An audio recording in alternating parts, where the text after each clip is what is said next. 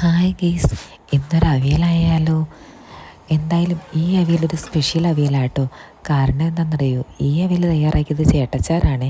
Current പോയപ്പോൾ സഹായിക്കാനെന്നും പറഞ്ഞ് വന്നതാട്ടോ. എട്ടിൻ്റെ പണിയും കിട്ടി. ഇപ്പോൾ അവിയലിനെ അരച്ചുകൊണ്ട് ഇവിടെ നിൽക്കുക ആശാൻ.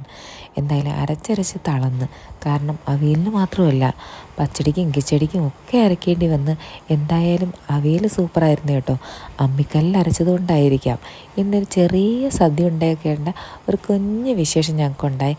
അതുകൊണ്ടാട്ടോ ഈ അവിയലൊക്കെ നിന്ന് അരയ്ക്കുന്നത്. പിന്നെ അല്ലെങ്കിൽ ഞാനും അമ്മയെ വെയിറ്റ് ചെയ്തേനെ കറണ്ട് വരാൻ വേണ്ടിയിട്ട്. ഇച്ചിരി വൈകിയായാലും കറണ്ട് വന്നിട്ട് അരച്ചാൽ മതിയെന്ന് കരുതി ഞങ്ങൾ വെയിറ്റ് ചെയ്യും. പക്ഷേ ഇന്നത്തെ ദിവസം വെയിറ്റ് ചെയ്യാൻ പറ്റത്തില്ല. കാരണം ഇന്നൊരു കുഞ്ഞ് വിശേഷം ഉള്ളത് കൊണ്ട് തന്നെ ഞങ്ങളുടെ ഫാമിലിയിലെ എല്ലാവരും ഒത്തുകൂടിയിട്ടുണ്ട്.